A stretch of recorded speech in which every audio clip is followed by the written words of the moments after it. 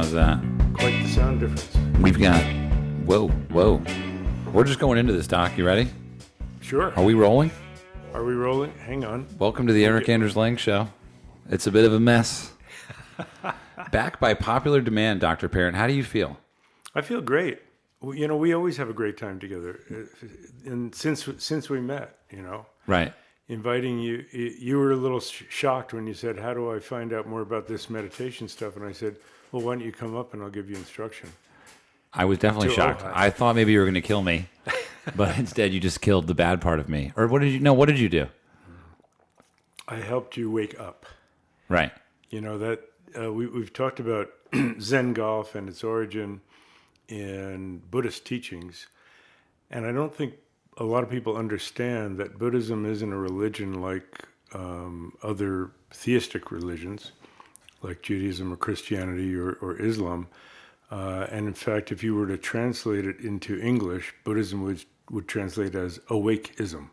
Right. So it really is not so much about an individual who lived 2,500 years ago, but about the capacity for us to wake up to our full potential that everybody has. And that's what always excited me about it, and that's what invited you into it. So would you say for people that are, yet to be introduced to your work and your mission, would you say that your main like theme or goal is waking up on the golf course?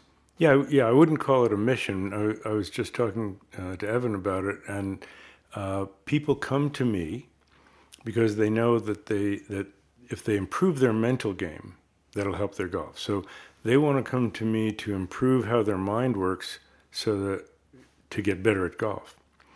And I use golf as an entryway or gateway or avenue to help them understand their mind better. So it's golf to wake up. What have you seen any... what's the best example of that you've seen in your career as a golf / meditation teacher? Is that how you describe it? Yeah, I would describe it that way. And I think the most exciting thing is that it's not just one person, but it's many, many people. I even say, when somebody says, hey, Doc, this is about a lot more than just golf, isn't it? I said, yeah. Congratulations, you made the honor class. That would be the first time in my life I've heard that.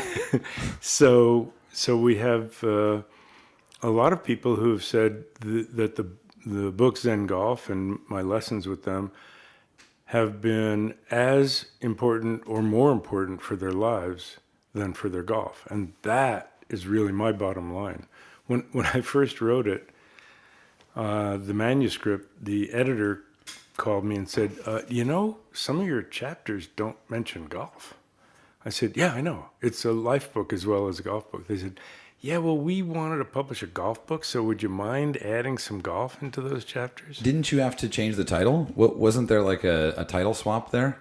Well, there was, but in filling out the chapters, if you read Zen Golf, you'll see some chapters where golf isn't mentioned until near the end, either in the last paragraph or near the end. There's one paragraph that starts "and in golf." That means I had to add that one in. but one of the sections in Zen Golf is about what's called Shambhala golf, and Shambhala is a legendary kingdom in Asia. It's basically the Asian version of Camelot, where it's this enlightened kingdom. And so, but I realized, well, people are not going to they're not going to know what that means. So I submitted it as Enlightened Golf. And Doubleday is the publisher, and the editor called me and said, well, the sales team thinks Enlightened Golf's a little soft. They wondered if you could call it Zen Golf. And I said, there's Zen cats and Zen dogs. Wait, there's a book called Zen Cats? This was 16. Can you order that? This was 16 years ago. Zen Golf came out 16 years ago. Have you read Zen Cats? Can we just talk about that for a second? I just saw Yoga for Cats, but let's go back to. It's a pretty funny calendar. This was almost called Enlightened Golf. That's so. I'm holding Zen Golf. Yes, that's right. For those of you that are listening, you can watch this on YouTube and see me and Doc in our wonderful. What are we? We're in glory. Are we glorious right now? What are we? We're enlightening the listening public. So and viewing public. So the whole idea was, I said, they said the editor said, well, it's your book. You can call it what you want, but I don't think the salespeople are going to get behind it. So I said, let me see if I understand this right. Okay, I can call it what I want and no one will ever see it. Or we call it what you want and they'll get behind it and sell it. I said, you can call it upside down golf if you want to. I don't care. Just, I want it in people's hands. And you know what? They were right. It's a crisper title. The book design that they came up with, I had in mind a lot of sky and a little earth underneath. Hand me the book. You can see. So I had in mind that you'd see a little golf course down there near the bottom. They said no, we want it all blue with just the golf ball in the corner that I had in mind, and they were right. It's very unusual, and it's the all blue golf book. Almost every golf book has green in it. And what's cool is this is essentially for anyone who's really interested in the mental game. This is. Would you say the Bible? I mean, it's bold. I know it's bold, but I make bold claims. Yeah, I would call it the main text. Ah.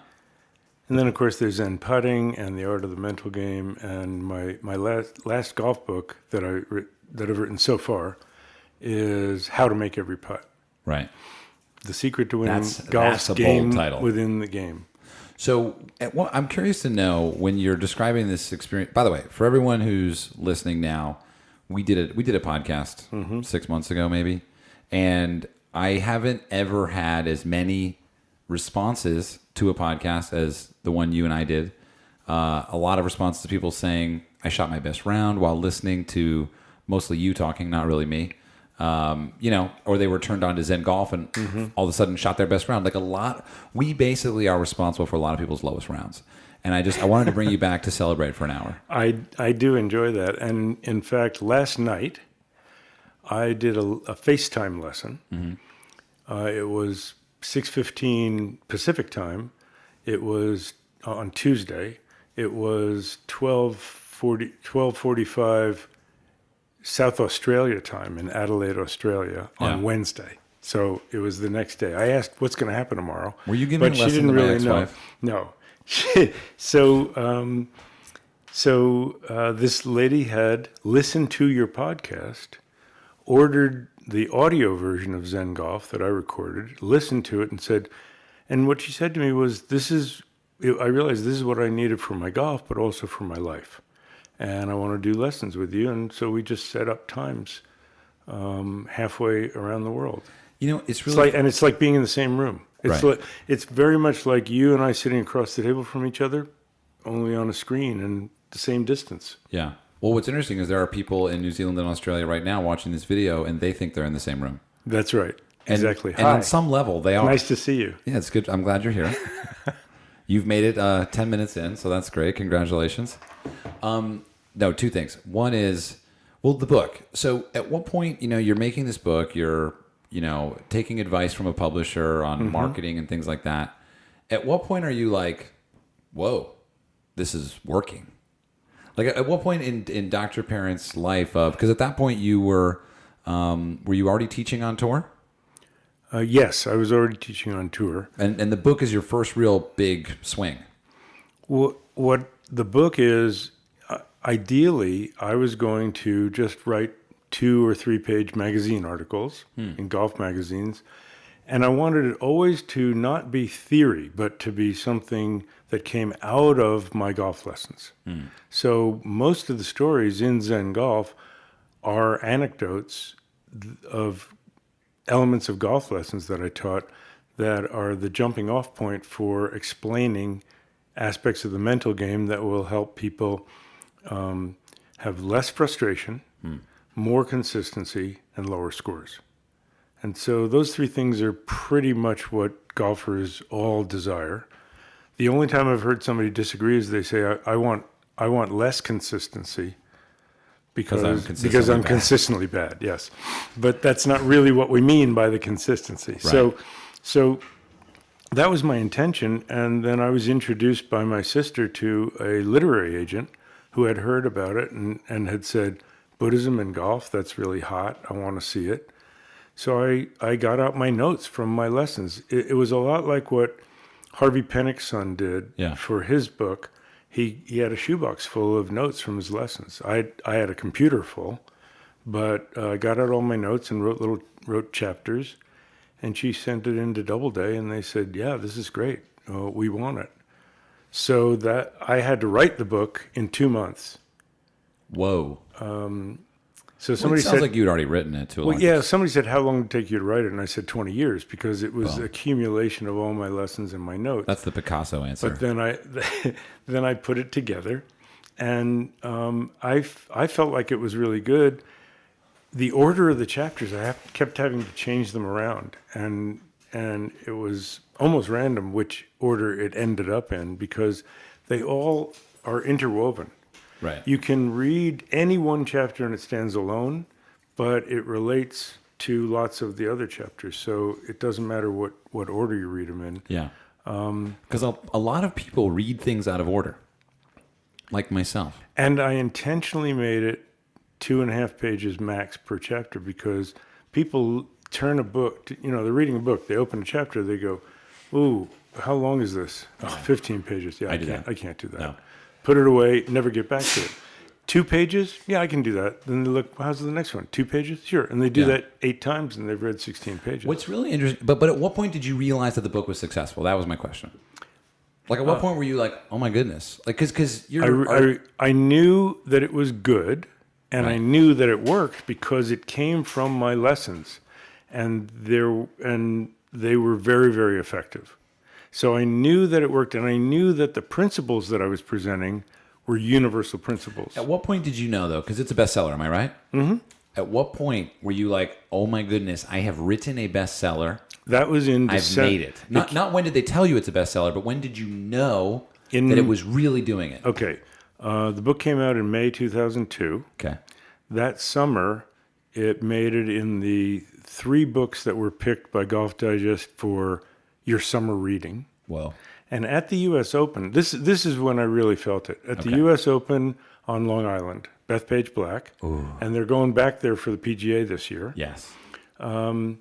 There was a golf writer from Newsday newspaper, 150,000 circulation in or million in Long Island, New York. And she said it was about the mental game. And she'd gone into a bookstore to see what golf books there were on the mental game. And she said there were all these mind-bending tomes of psychological blah, blah, blah, blah, blah. And she went through some of the psychological language, she said, which was kind of a turnoff. And then in the next to last paragraph, she said, and then there's my favorite, Zen Golf. And she says one paragraph about it, and then she said, and the chapter titles, isn't where you have to hit it from punishment enough? And then her last word in the article was, exactly. And that's when I knew. Right. And I had never met her before. She found the book herself and chose it of all the mental game books there. That's her favorite. So I said, oh, I think we got something. Right. Then I was interviewed on the Golf Channel that winter for a 2-minute interview it was like the end of November, Q School hadn't started. There were no tournaments that week. So who's watching Golf Channel? And the publisher ran out of books. Whoa. So it worked. No books. Yeah, that's when I knew.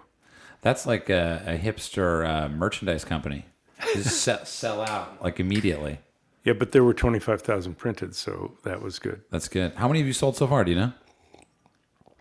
In print, digital, and audio, in worldwide in 10 different languages, about 1 million. 20 billion. About 1 million. 1 million. Yeah, that was my goal. That is awesome. Yeah, it's very gratifying. You know what the cool thing is now? I have junior golfers that are my students that were not born when Zen Golf was written. Whoa. So that's pretty cool. Do you give him a lot of shit? No, I am very encouraging. Who's the so we've got a lot of people who have responded to the podcast. We were just talking about some experiences you've had with the Shivas Iron Society. They if you haven't read Golf in the Kingdom, I think that's an important read. Would you say what would you say people should read that's not written by you? Yeah, I think that's great. Michael Murphy wrote a great allegory of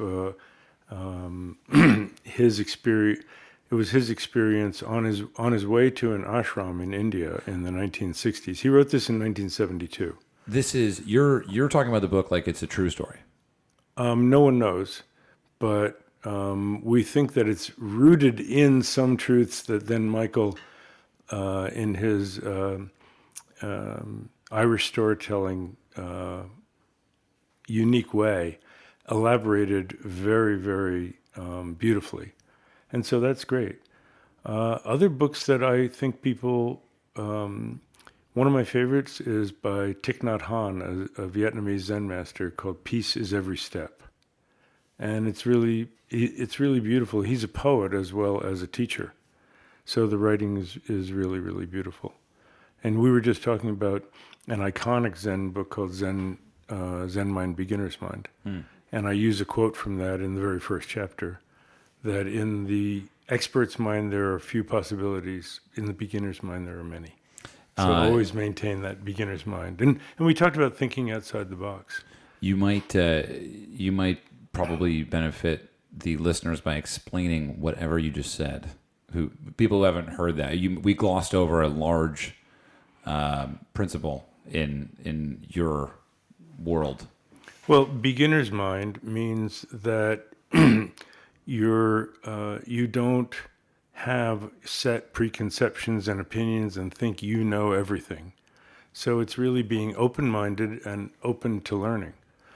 In Zen Golf, I talk about a old Buddhist metaphor of receiving teachings, and the student is like a different kind of vessel or cup, right? So you have right side up. There's one that's upside down. So when the water's poured, nothing goes in. You really haven't really shown up. And the other one is it's right side up, but there's a hole in the bottom. So whatever goes in, it's like in one ear and out the other. So you don't remember anything. You're not really paying attention. The third kind, it's upright and doesn't have a hole, but it's coated with what was in there last time. So what comes in new is really not new. It's mixed with the old stuff and edited or polluted. So if you have a clean cup that's upright with no hole, then you can receive the teachings without having your version of things. I encounter that with students when I say, well, you could look at it this way, and then they name some famous golf instructor. Well, so-and-so said this, and so-and-so said that, and I think it should be this, and I think it should be that. And I said, are you paying me to give me a lesson, or do you want to hear what I'm suggesting you think about?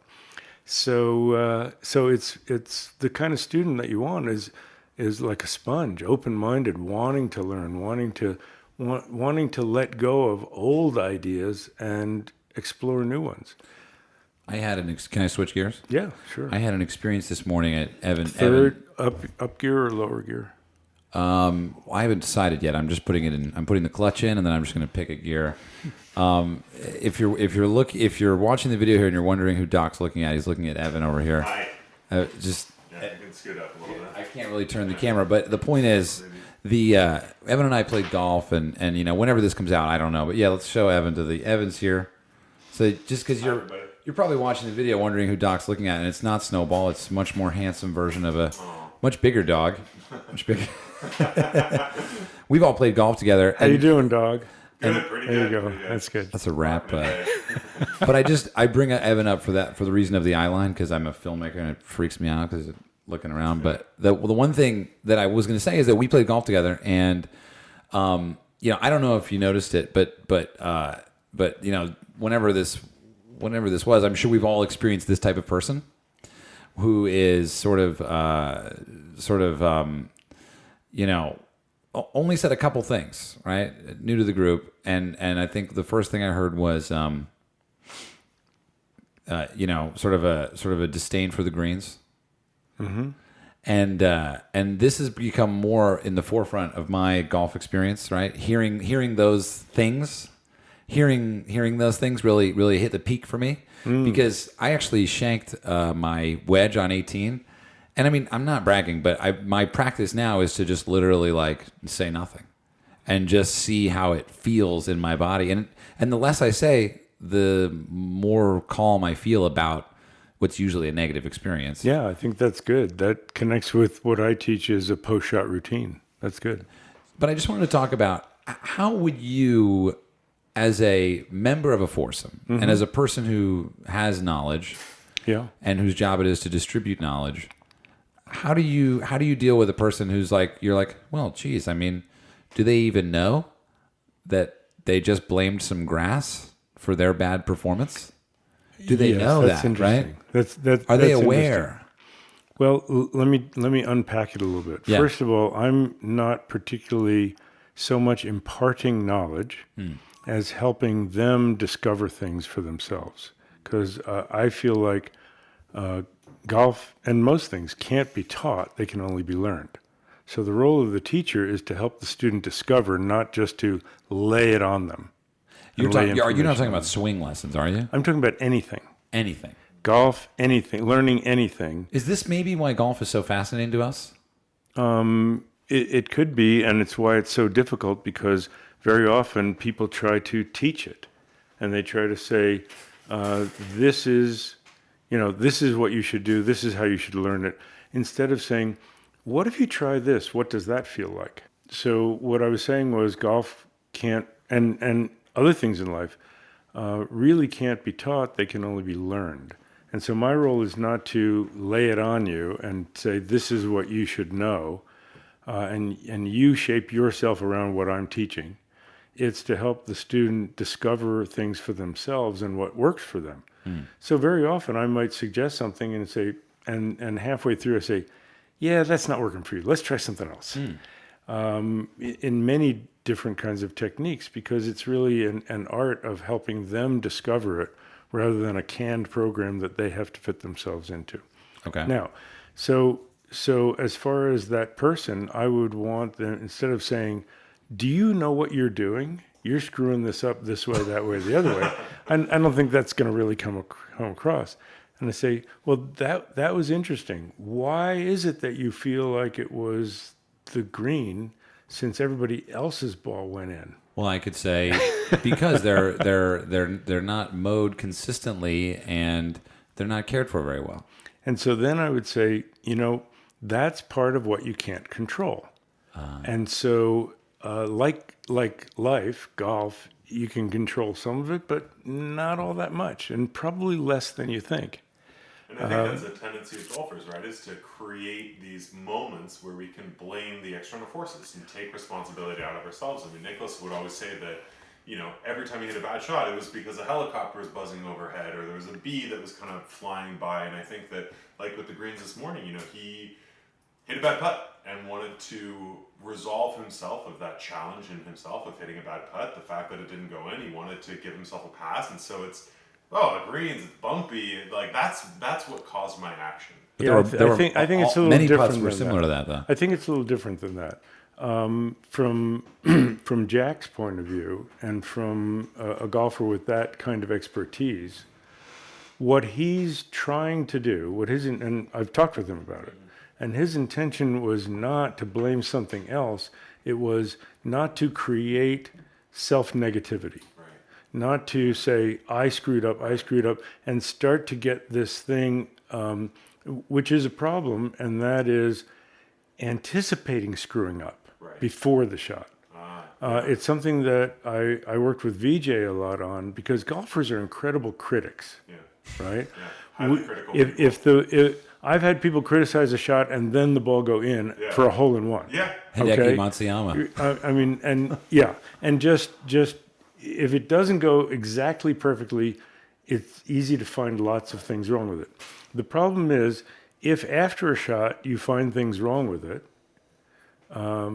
then what translates into before the shot, human beings are gauged to anticipate. That's something that's in our genetic system. It's been bred because if two prehistoric guys are walking around the corner of a rock, and one says, I think there might be a tiger on the other side, and I better get ready to run, and then there is a tiger, and the other guy wasn't ready to run, well, you don't have to outrun the tiger, you just have to outrun the other guy. Right. And so what ends up happening is that you start to anticipate something going wrong. And then it changes your mindset before the shot, and you start playing a shot to prevent something bad from happening instead of playing the shot to make something good happen. So it's a different purpose. Now, when it comes to blaming the green, the key thing is to separate what you can control and what you can't. If you hit a bad putt and then blame the green, then he's not learning from that. But if you hit a good putt and blame the green, then you can say, I made my putt. And so I don't feel badly about the putt. It hit a bump and it kicked it sideways. That's life, and that's the greens that I got. And remember, Gary Player was very specific about this.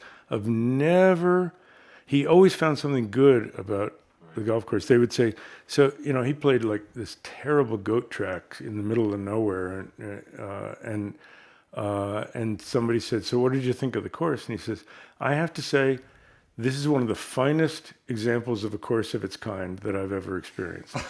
In other words, it was the finest goat track that he'd ever experienced. But he found a diplomatic way to say something good about it instead of focusing on what's wrong with it. And if we start looking for what's good in our lives and have some, we're recording this around Thanksgiving time. So whenever you're going to see it in the new year, you can make this your New Year's resolution. Find something good about things and focus on what you have gratitude for and what you have appreciation for.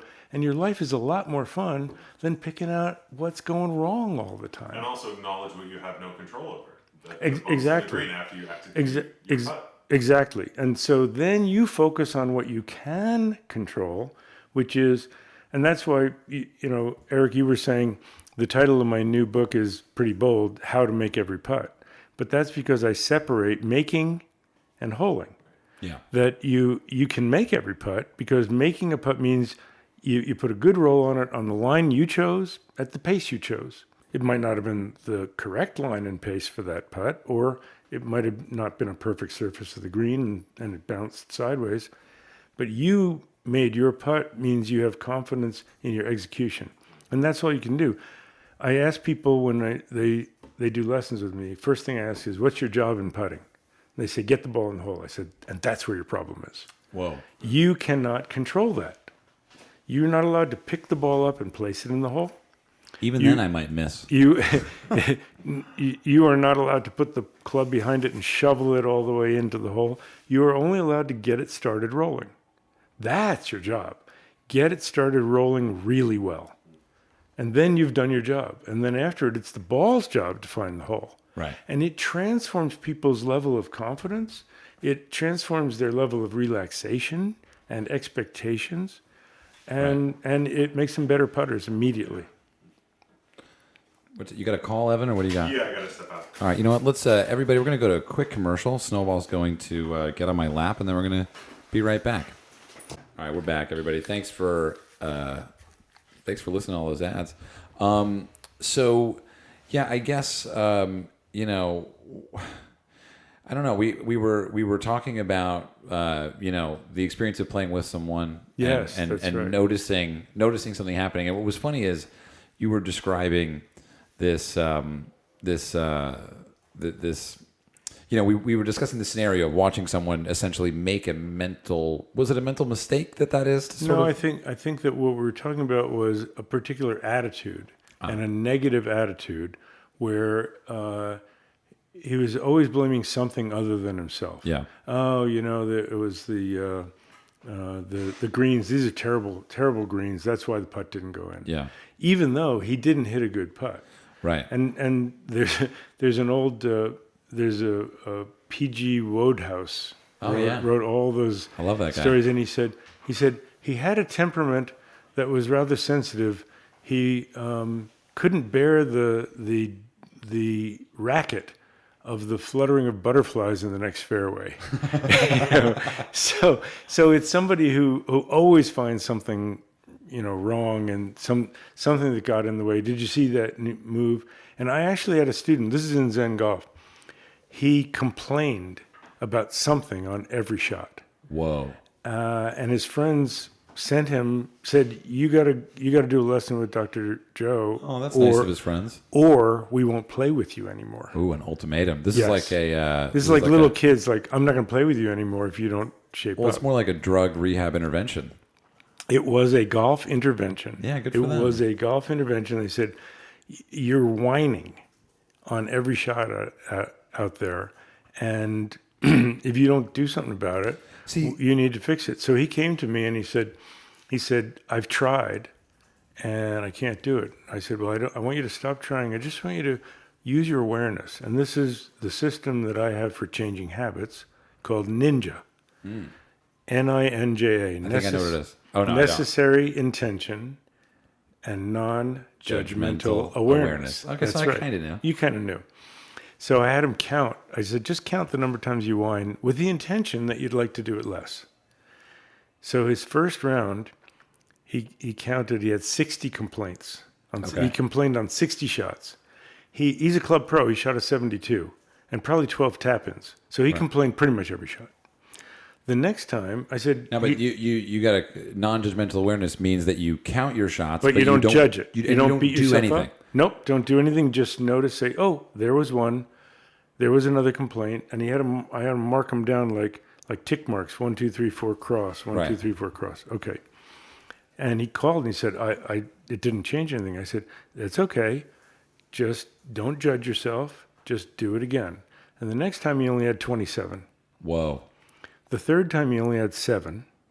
And his fourth round, he played without any complaints. And discovered that instead of going negative, when he hit one to the trees, and instead of saying, I'm dead, blah, blah, blah, he said, if I pitch out to that spot over on the fairway, that's exactly my 9-iron distance, and I might have a chance to get up and down and save par. So he had a positive attitude that naturally replaced... I didn't tell him what to replace the negative thoughts with. Right. A naturally positive attitude showed up. So I think that's an important thing, that you can change those habits. Right. Well, I think that's one of my favorite parts of golf, is that it's the only thing that actually gets my goat. You know what I mean?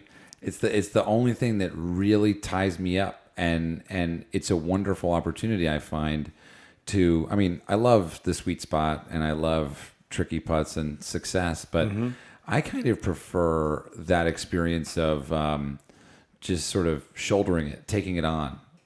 Well, the wonderful thing about golf is that it's instant feedback. Yeah. If you are aware, the second the club hits the ball, and sometimes just before it hits the ball, you see your state of mind laid out there. Yeah. And there's nobody else that you can blame for it. That was your state of mind, and you know what happened as you were hitting the shot. And you can transform that. But we were talking about playing with somebody that's a bit difficult to get along with. Yeah. And I wanted to touch on one thing, that where I wanted to go with this is, it was funny because you mentioned that person is talking about something that's out of their control.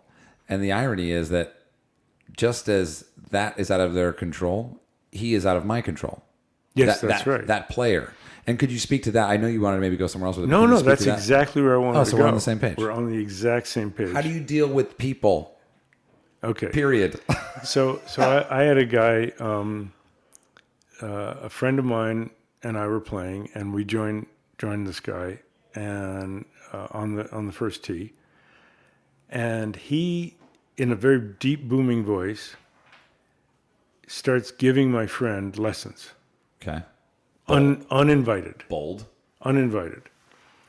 And it's irritating me a little bit. And I kind of say, oh man, I wish this guy would back Doc, up. a lifelong meditator, you got irritated?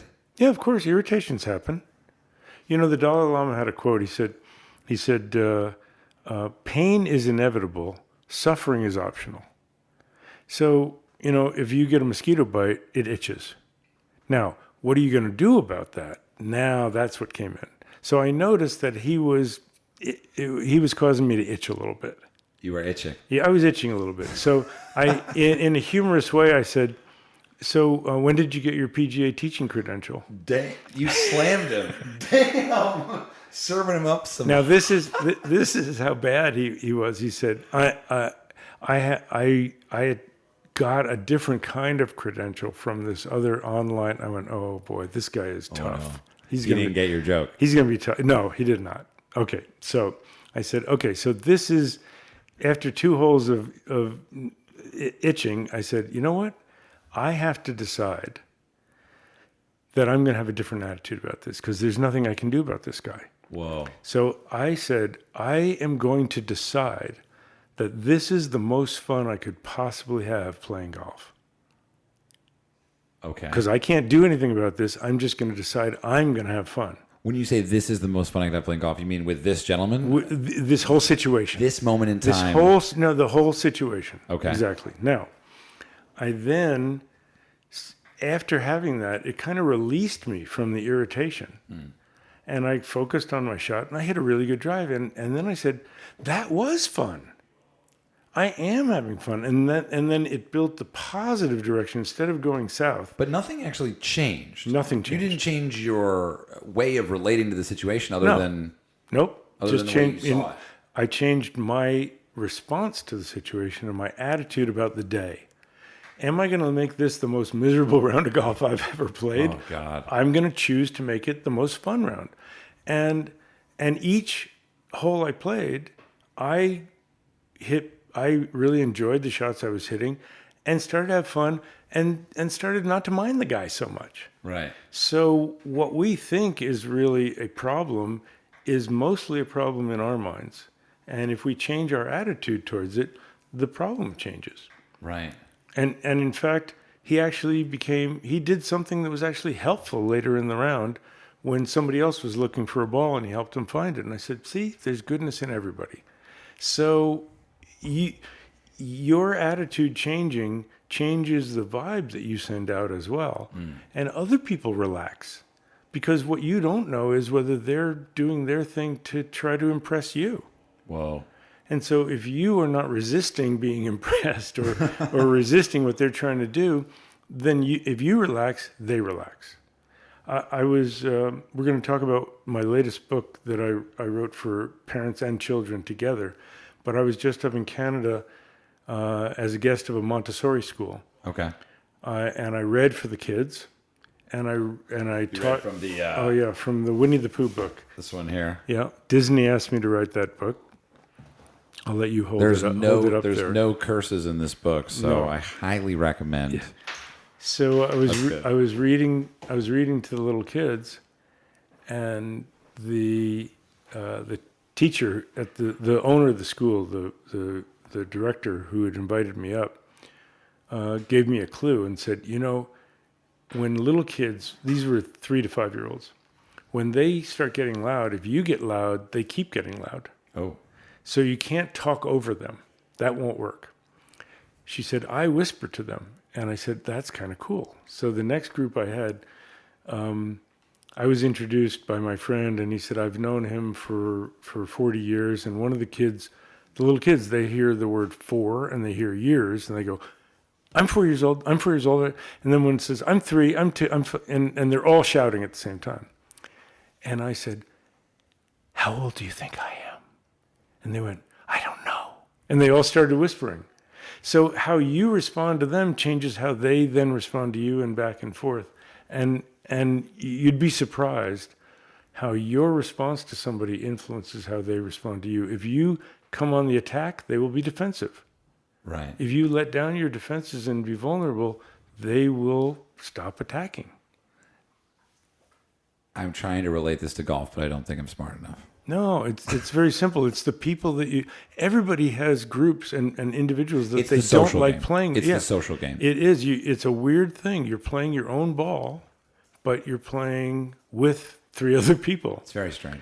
Somebody plays at a faster pace than you, and that irritates you. I want to play fast.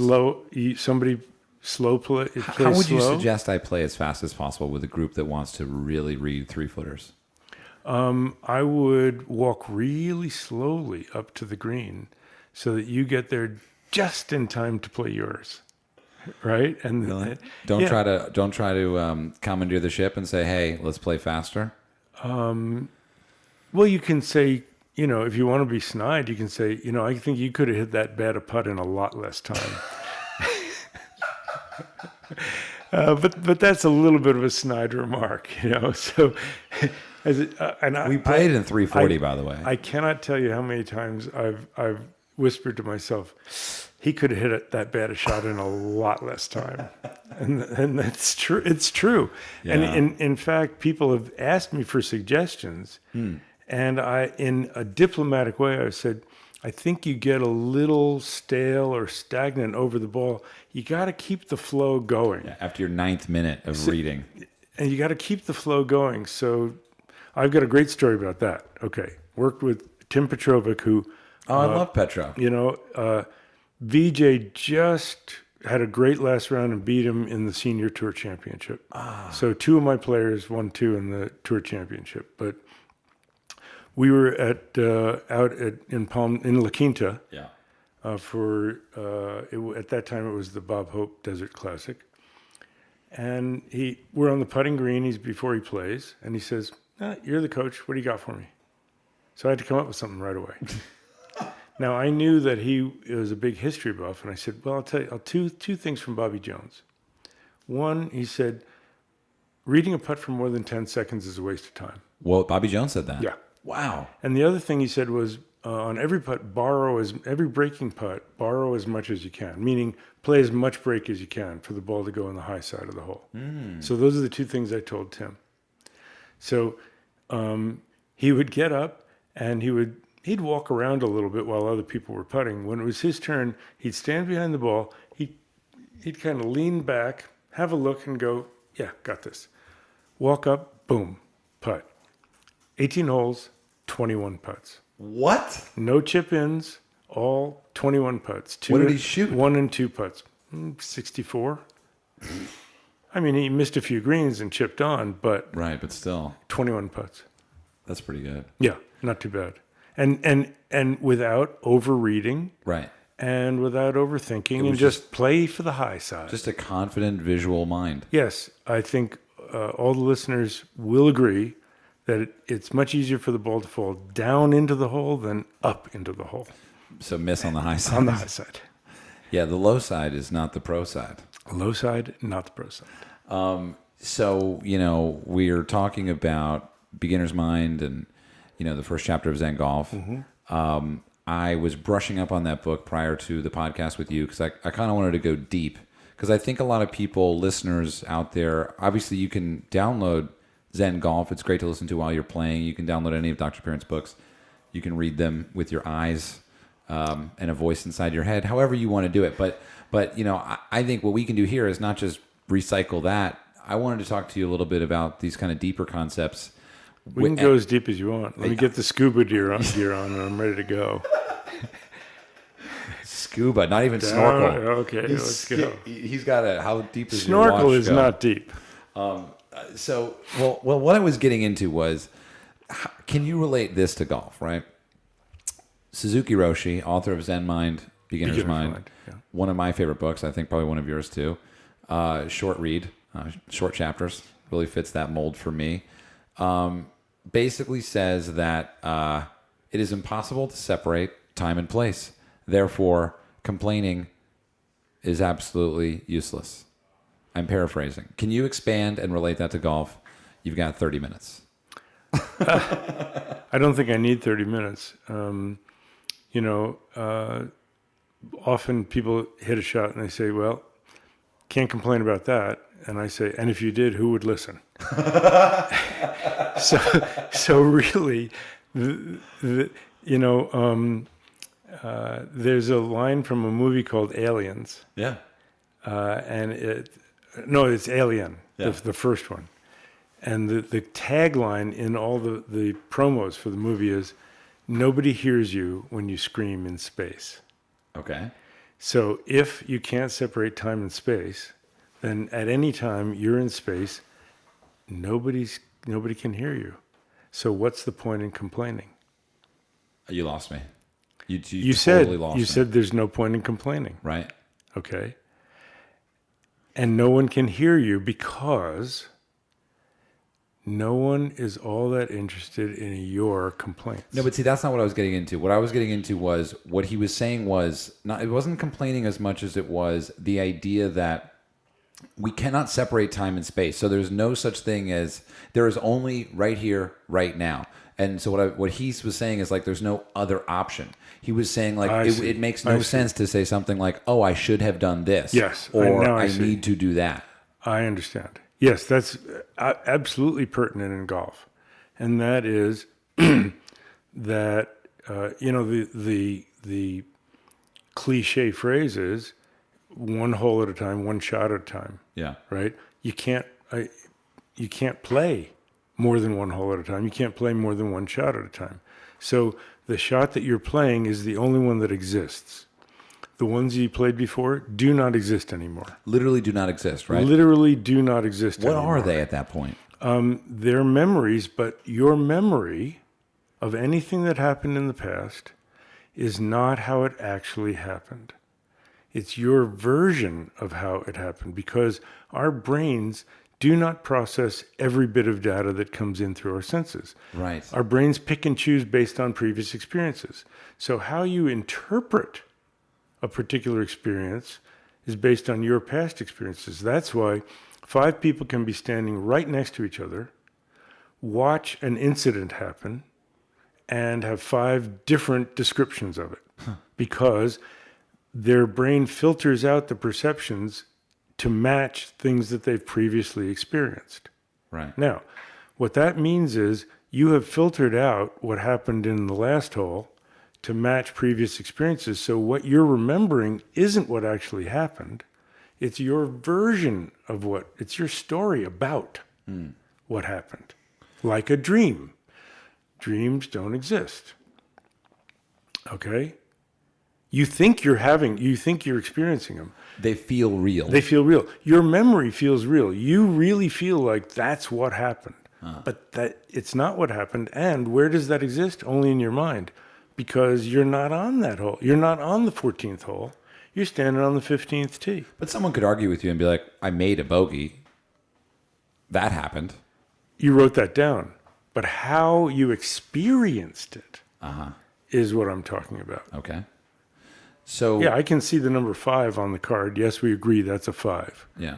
But how you experienced it, I can't experience. And your memory of how you experienced it is not necessarily how you actually did at that time. Right. It's what stood out for you, which is why in golf, if you can choose to take the positive feelings from a previous hole and bring them along with you, you can also choose to let go of the negative feelings of the previous hole and start fresh, because ball in hand, each hole is a fresh start. Okay, so I'll give you another example. Okay. What I talk about, our bodies are always in the here and now. Our location in space is always here, our body. Our location in time is always now. Unless you have a time machine. You don't have a time machine in the backyard, do you? I don't. Okay, so Not yet. your body will always be in here and now in time and space. But your mind is a time machine. Right. And it can spend a lot of time in your version of the past, and it can spend a lot of time in your fantasy about the future. Now, what if I told you that the only TV you're going to get to watch from now on are replays of shows you've already seen and previews of shows you're never going to see? That wouldn't be very satisfying, would it? I would be like, why? What? I'd be like, Wait, cable what? TV sucks. What? So we spend our time in replays and preplays, and those don't exist. Right. So what we want to do is enrich our lives by being more mindful of our experiences in the present moment. And one of the things that I teach for golfers is you'll play your best when your body and mind are synchronized, and they can only be synchronized and harmonized in the here and now, in the Right. present moment, because that's where your body always is. So when whatever happened on the past hole, let it go. Whatever you're worried about on future shots, let that go, and come back to what can I do to get the interference out of the way and let myself make the best use of my talents on the shot at hand, because that's the only one that actually exists. Right. So I had an experience today where I was playing pretty well in the morning, the front nine, and then just sort of started missing. And, it got to the point where I was like, this is annoying. Do you know that feeling, right? Sure. What is that feeling? Because I can handle a couple misses, no problem. I don't feel it. But then all of a sudden I hit that like ninth miss in a row, and I'm just like, why am I here? Well, there's a couple things. One is you forgot something that I taught you, which is the post-shot routine. And that is when you miss a shot, that you learn from it. So you do what I call erase and replace. You stay there, and you make a swing until you make one you wish you had made. Okay. It's the swing you'd rather make. And then you usually can tell the difference between that and the one that you did. So you know what got in the way, and you leave knowing what you did, and you leave with the feeling of a good swing instead of a bad one, so that your next shot is not a compensation for the previous one. Right. And you get to put that good feel into your pre-shot routine, and that way, it's called stop the bleeding.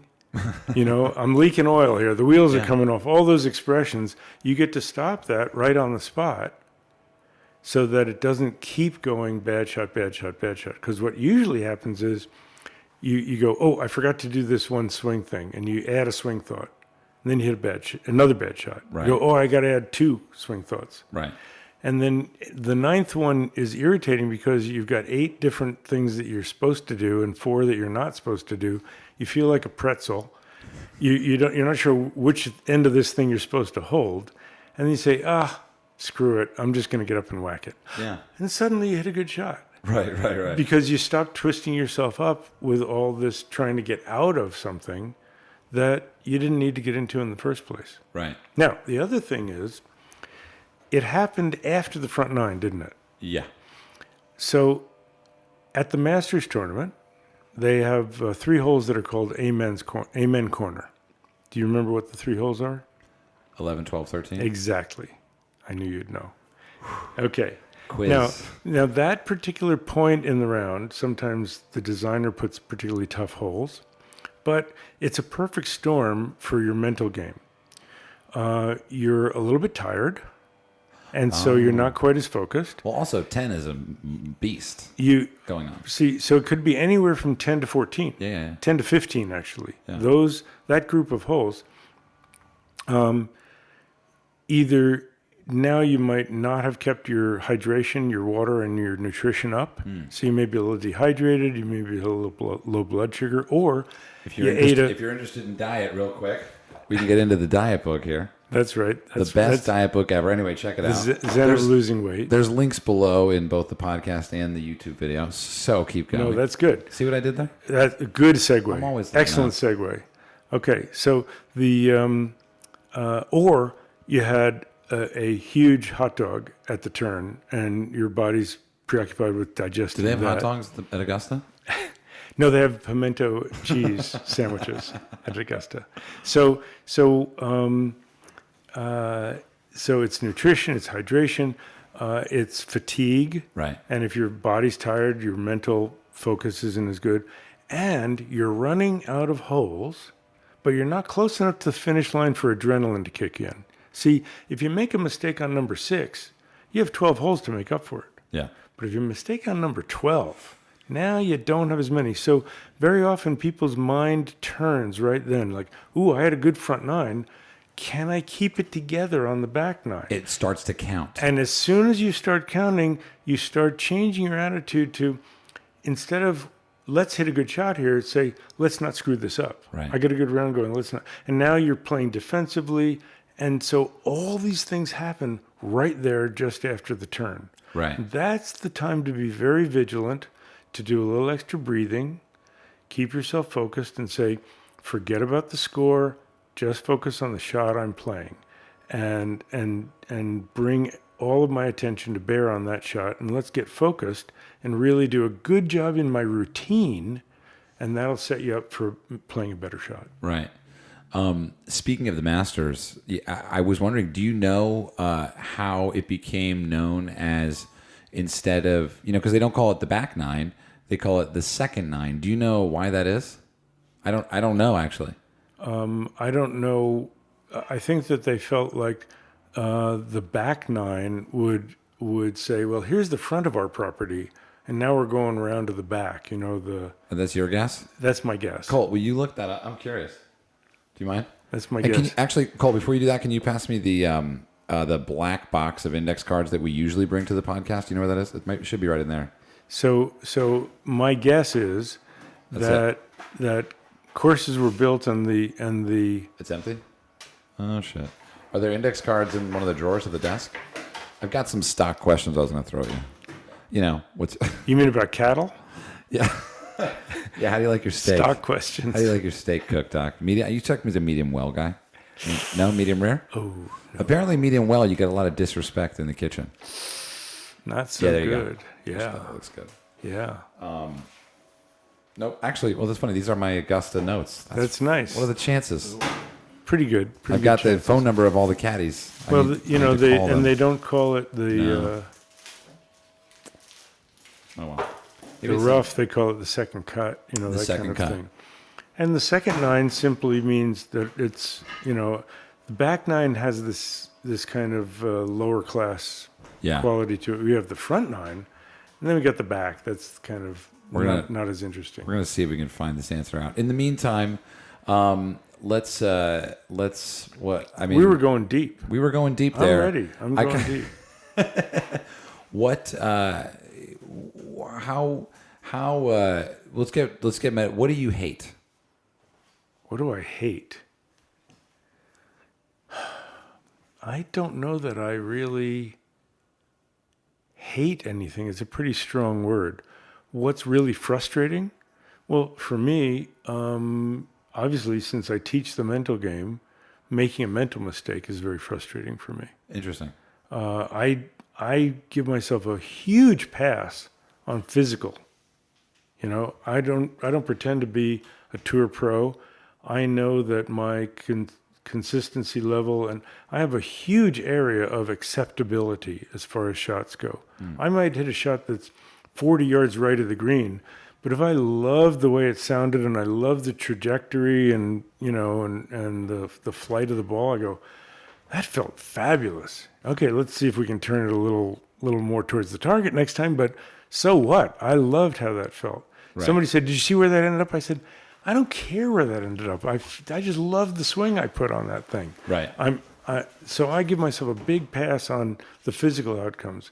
But if I do something that's contradictory to what I would have taught my students, then I'm a little frustrated. So then I know I'm taking it for granted. Like I'm a great putter, but I You're don't a really great putter. But I thank you. But I don't practice it as much, and because of that, I take it for granted. And some days I'm a little off, and I went, yeah, I can't quite take it for granted that I'll forever be making that same stroke. I could use a little practice to, Right. because we all have our tendencies. I have a tendency to come up out of putt sometimes, and Yeah. that's what the practice is. Before I forget, though, I just want to mention, if you're listening to this podcast and you have some questions, Doc, will you come back on the podcast? Yeah, absolutely. So you'd be our first three-peat guests, which would be, well, number one, historical, two, enjoyable, and three, we'd be able to get to some questions. people. Yeah, so if you're listening in your car, you can email the ericlangshow@gmail.com, and if you're watching this on YouTube, just post a comment down below, and we will, I'll print them out, and we'll do it when we do this again in a couple months. Absolutely. We have an answer to this second nine here. Let's see. All right, so thank you, Colt. Why does Augusta call it the second nine when everybody else calls it the back nine? Yeah, and so they said the winner is not the champion of anything. Other words you won't hear at Augusta: fans, bleachers, sand traps. Sand traps? What are they called? Bunkers. Bunkers, yeah. The word traps does not appear in the entire book of the rules of golf. Fascinating. Does not. Sand trap. And trap is a place of danger, but a bunker is a place of safety. And supposedly they were named after the sheep in Scotland digging out the leeward side of sand dunes to bunker themselves against the storms. Then they would leave, the swirling winds would fill them with sand, and that's how sand bunkers were formed. I had known the sheep safety, but I didn't know the other stuff. Did this computer get stickers recently? I love... Guys, this is the work computer. I've had this for years, and I've let Colt has commandeered it, and it has just gotten a pimento cheese sandwich sticker. Oh, that's funny. Which is very exciting. Thanks, Sugarloaf. Thanks, That's Ian. funny. And we got Player Parish. We should throw only you can thank your super. That's one of my favorites. Okay, so anyway, the rest of this letter article says the officially preferred words are patrons for fans, observation stands for bleachers, bunkers for sand traps, and first and second nine for front and back nine. The last distinction is aimed at avoiding use of the phrase front side for the first nine, leading inevitably or so to the vulgar, backside, as Dr. Parent suggested, backside. So amazing that you got that. That was cool. Without even kind of knowing, you just sort of felt it. You had a sort of a mystical way about the understanding. I don't do this mental game stuff for nothing, you know. What is the crazy? Okay, no. So you answered. What do you hate? What? I'm trying to think. Proust questionnaire type questions. What word do you love? What word do I love? Love. Oh, that means a lot to you. Yeah, absolutely. You know, I love that shot, and in the Zen or the Buddhist tradition, when we think of people, and we don't think of any kind of personalities as fixed and permanent. We see two capacities in human beings, two fundamental capacities: the capacity to know and the capacity to feel. And the highest form of knowing is wisdom, and the highest form of feeling is love, particularly selfless love. So that to me is the highest concept. I like that. I like that answer. Going deep. You asked. Mine for was probably a curse word that I would that I might change my answer. Let's see. What? How would you like to die? Consciously. Whoa. What does that mean to the unequipped, to the uninitiated? With a minimum of fear, and with a minimum of trying to escape it, but to stay present with the experience and understand as best I can what's happening to my mind while it's happening. So that sort of reminds me of my experience of the shank on 18 today. Not avoiding the Makes you want to the die? pain. No, but taking a deep breath, yes. saying nothing, Not avoiding the pain, right. Accepting such an incredible failure, such an incredible mistake, such an incredible shank. Well, mistakes are what we learn from. Okay. Successes are what we can reinforce, but mistakes are opportunities for learning. So instead of beating yourself up, turn your attention to what can I learn from this? What happens then is if you're looking to see what can I learn from this, it quiets the emotion, because insight, learning, does not happen in the midst of emotional upheaval. So I tell my golfers, that? You can I guarantee that unequivocally. And I tell my golfers, you can't hit straight if you're bent out of shape.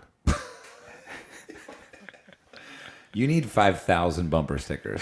I love it. But hang on. So what were we just saying? Emotional. Well, you were present with that experience, so it's an opportunity to learn from it. But If you're in the midst of emotional upheaval, you can't learn anything. Insight doesn't arise. If two people are in a bad argument, they cannot see the other person's side. Will not happen. Later, they go, ooh, actually they kind of had a point there. Yeah. That's what I was going to say is do you believe that on some level, what you're describing is emotional turbulence and emotional equanimity, I guess? Mm-hmm. Would you say that that is one of the fundamental aspects to Buddhism? Well, absolutely. Well, how would you describe it? Taming the mind. Ah. It's like a stream. The rapids are going, and it's turbulent, and it's white. You can't see through it. But a calm pond is clear, and you can see all the way through to the bottom. What people misunderstand, I think, about mindfulness and meditation is they think, well, I'm doing this to calm myself down.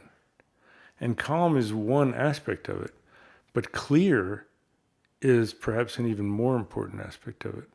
That you calm the mind so that you can see clearly. The tranquility is one part, the insight is the other necessary part. So you have to have tranquility to be able to access insight. But the purpose isn't the tranquility, the purpose is the insight. Wonderful. Last question. What object do you treasure most? What object do I treasure most?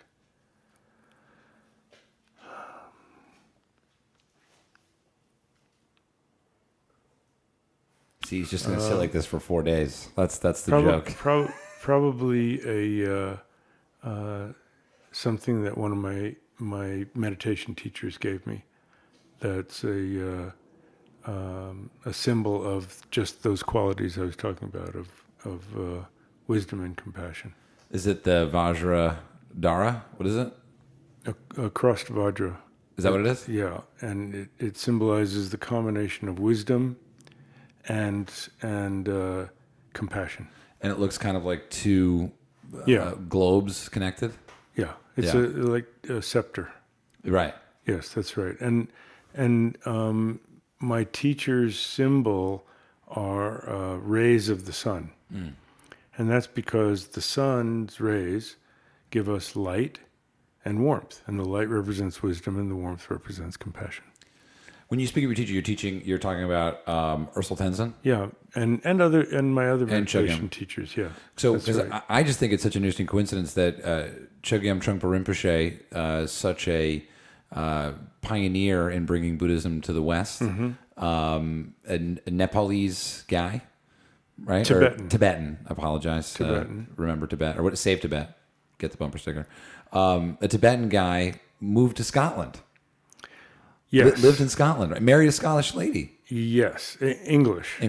But when Tibet was invaded by the Chinese in the 1950s, he was very young, but he was still one of the teachers that was revered there, and he escaped. The Dalai Lama asked him to teach all of the other young people who had escaped from Tibet, and this is in northern India. Whoa. And then he was invited, some of the people, they'd gone to Scotland, and it was in an area that was somewhat mountainous, and it reminded them of, it was in the Highlands in Scotland. It reminded them a little bit of Tibet. So they were it was cold and had mountains. Right. So it reminded them of Tibet, and they set up a monastery there, and that's where he lived and taught until he came to North America. Right. And that was in 1980 that he came 1970 that he came to North America. I just thought that was funny because Scotland, the golf connection. Okay, last one. I was visualizing this the other day as I was driving through a beautiful part of the country, watching the sun. And, one of the things that I really... Okay, we'll do two more things. Fine. Whatever. One of the things I was thinking of was the description of the mind as the I'm going to get this wrong, so I'm going to need you to correct it, whatever it is. Don't assume the worst. But Well, I want to lower your expectations. They're already low. I try to have I try to have no expectations, neither high nor low. Yeah, that's not a personal crack. That's just his life view. No, but the Great Eastern Sun and the mountain and the clouds. Right. Can you describe? That's a wonderful image that I try to depict sometimes when I'm having turbulence or when I'm just wanting to experience a bit more stability in the present moment. I think it's a very ancient metaphor, and that is that the sun of wisdom is always shining. We usually take the negative attitude, and that is, my problems are how I live, and once in a while, I can find some peace. But my default mode is struggle. And when I teach mindfulness, I teach at the Ojai Valley Inn, and I teach mindfulness, and I also do work with people all over the world through FaceTime or Skype. Video conferencing. We're talking to each other and seeing each other. Yeah. But the image of the sun and the clouds, the default mode is I'm struggling, and once in a while I find peace. And what's really important to understand is that peace is the default state. We are peace of mind is our default state. We add on top of it. We add struggle and we add confusion. So if you part the clouds, you don't have to find a new sun. When you part the clouds, the sun is already shining. So when you part the clouds of confusion and calm them down in your mind, insight and wisdom come. And that's what I was talking about, the guy who had all this negative attitude about his shots. I didn't tell him to replace it with good thoughts. As soon as he stopped thinking negatively, positive thoughts appeared. They were already there waiting to shine through. Right. But they were suppressed by all this negativity and confusion. So when people say, well, I want to play better, then I say, then do less.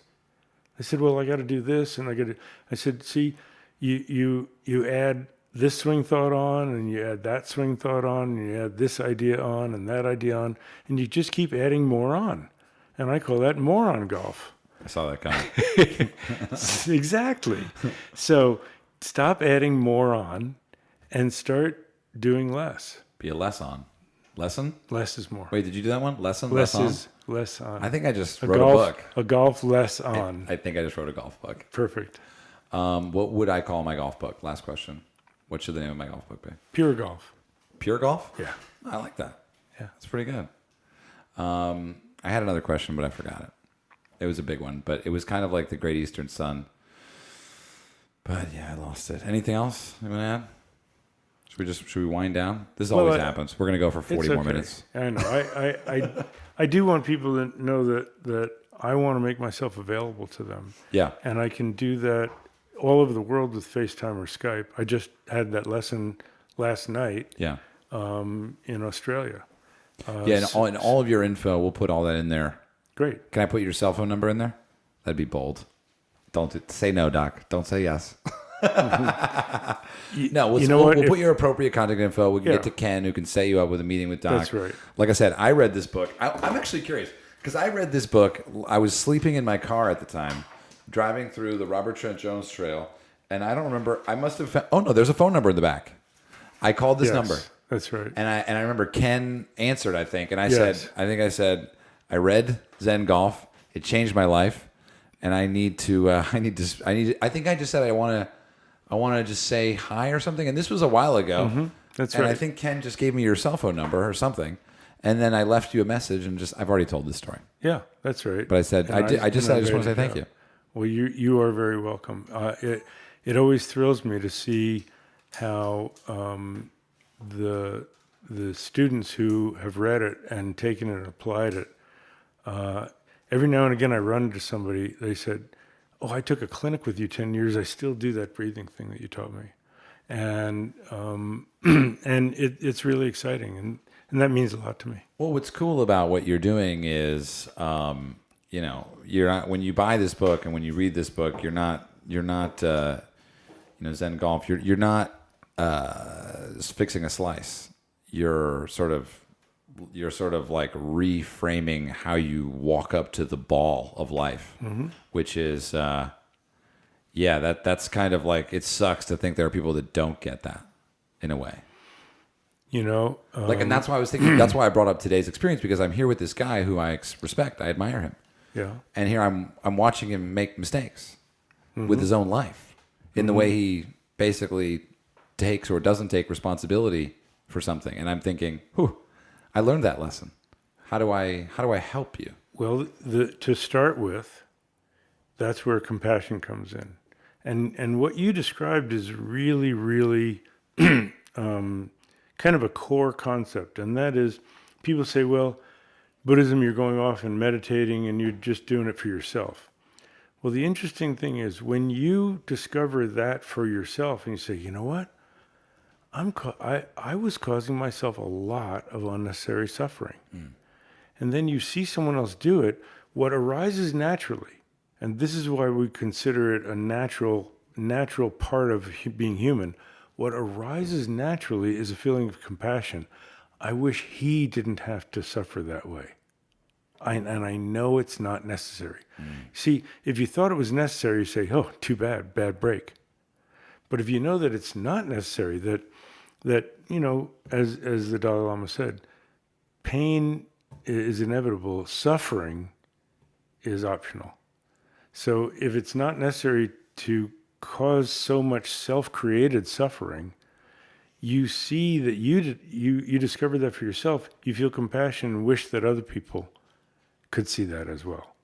And then the skillful means come in. How do you pick your spot that allows you to communicate that? If you try to do it, and make them change, it's aggression. You can't make them into something different.